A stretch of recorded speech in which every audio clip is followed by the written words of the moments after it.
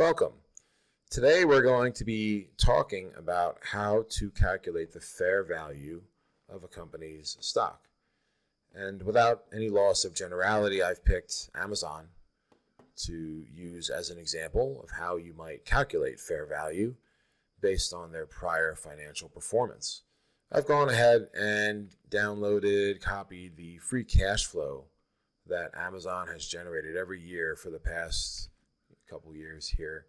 And you can see Amazon has had its ups and downs. It's had some pretty low years. It's been negative recently, like a negative free cash flow. But during the pandemic, when everyone was buying stuff on Amazon, and even a little before that, it was generating a lot of free cash flow.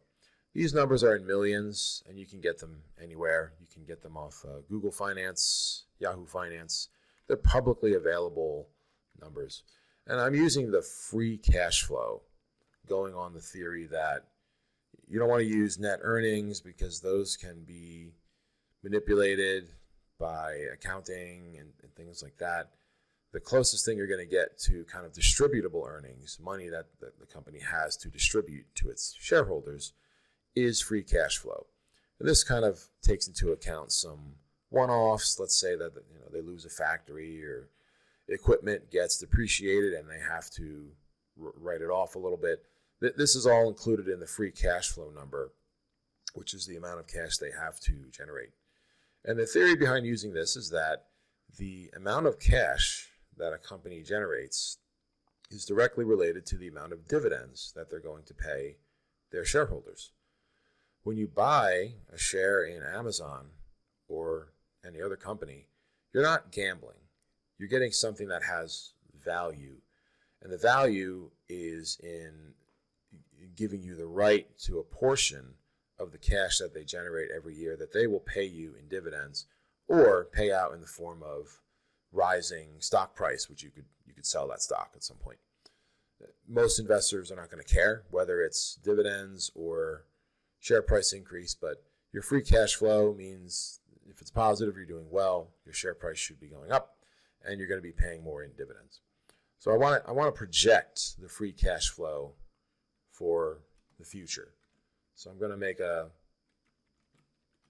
projection of free cash flow starting in 2023. What do I think the FCF is going to be in 2023?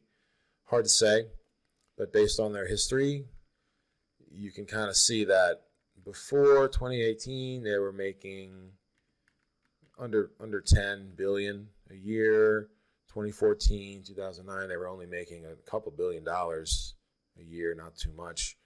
But now they started doing well, and then since 2018, they've had some really good years, and they've been doing fairly well. Seems like something happened between 2017 and 18 to cause their business to really jump up and increase. So I'm just going to take the average of the last few years. Let's say the last 5 years of free cash flow. So that includes some bad years, that includes some good years. And you're going to get 11 and something $11 billion per year, which makes sense, seems reasonable. And now I'm going to do a short-term projection of their growth. Let's say our short-term growth projection is going to last for 5 years. I don't know why that's a percent. It's weird. Make that general. 2, 3, 4, 5.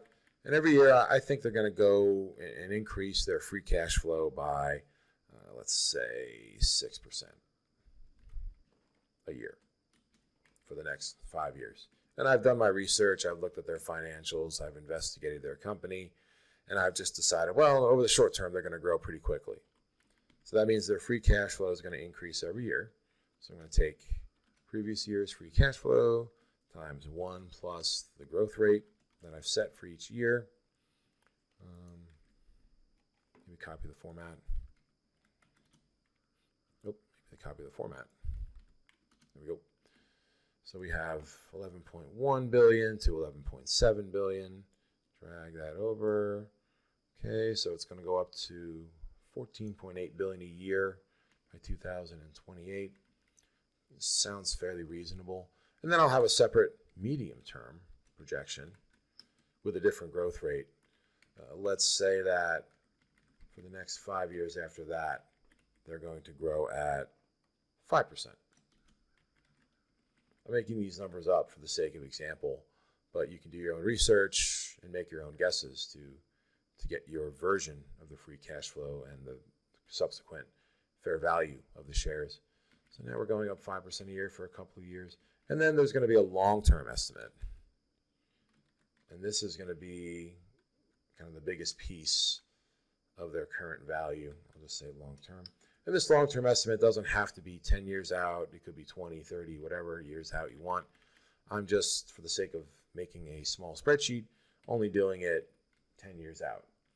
So what's their long-term growth rate? I'm going to say that it's going to be 3.5%.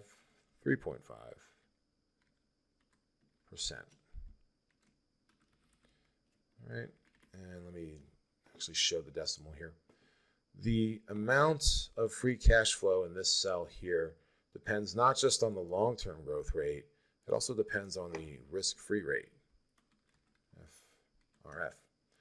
So the risk-free rate is the concept where what could you do today investing money to buy something that is never going to default and is definitely going to pay you back. So you have to look at securities that have zero to minimal risk of default.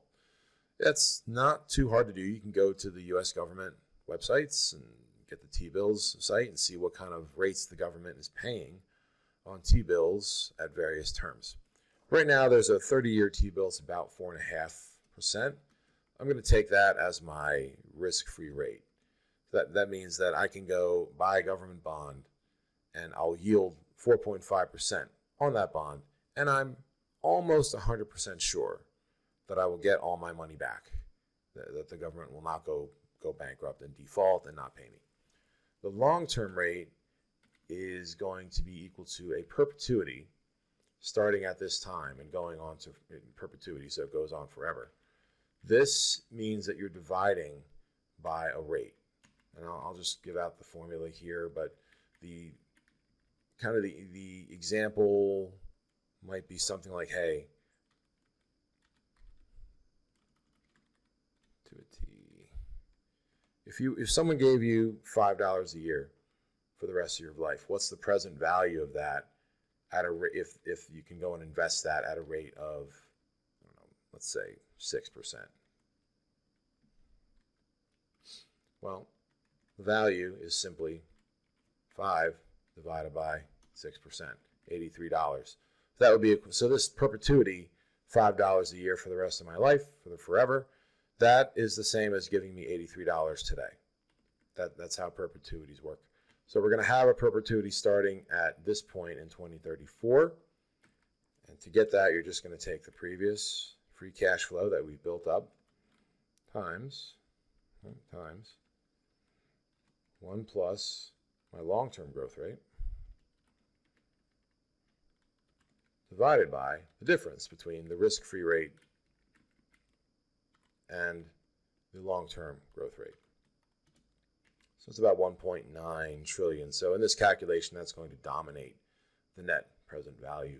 The theory is that over the long term, Amazon is not going to be returning these great growth rates forever. At some point, it's going to hit an economy of scale, and then it's going to hit diseconomies of scale, and it's going to be returning less than the larger economy as it both becomes too big to kind of generate 5 and 6% growth rates, and it encounters competition in the industry. Eventually, it's going to settle down and have a long-term rate that's less than the risk-free rate. There are all kinds of economic theories that prove that this is what happens to companies over the long term. Their growth rate eventually slows. It's also because the base gets bigger.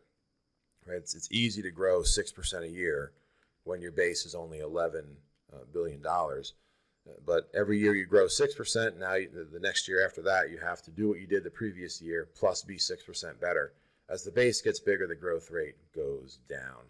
So there's another reason why your long-term rate is going to be lower than your risk-free rate. Anyway, to finish the calculation, we're going to get the total value of the company on a net present value basis. So we can just use the NPV formula at the risk-free rate, we discount all these cash flows that we have put together, and it gives us a total value of $1.2 trillion. So in other words, Amazon stock, the company, is worth, if you wanted to buy it, you'd have to pay $1.2 trillion today to actually purchase it and get access to all these free cash flows that it's going to generate over time. And now we simply divide that to get the fair value. We divide this by the number of outstanding shares to get the fair value of a single share. Okay, and these numbers up here are in millions, and the outstanding shares number that I found is in billions, so you have to divide by a factor of 1,000 to get it into dollars. So divided by 183, and now you have a fair value of about $126 per share to buy Amazon. So that means that based on my research, calculations, and assumptions that I put together up here, I anticipate the fair value of the stock to be 126. If it's higher than that, I shouldn't buy it because it's overpriced, and I can go and write articles about how it's overpriced and why I think it's overpriced, etc. If it's less than that, then it's a good deal. It's a value stock, and you should buy it because it should, over time, gravitate towards this fair value if all my assumptions and growth rates and everything else are correct. And there you go. Now you can be an analyst, because this is basically what they do. It's not the math that is done to calculate the fair value that is the hard part. It's the research and things that go into deciding growth rates, the term that those growth rates are going to occur over, and the free cash flow sort of number that they use to base their analysis on, that are the hard part, and they take a lot of work and time and experience. So that's pretty much it. That's how you would do a fair value calculation for a stock. Thank you for watching.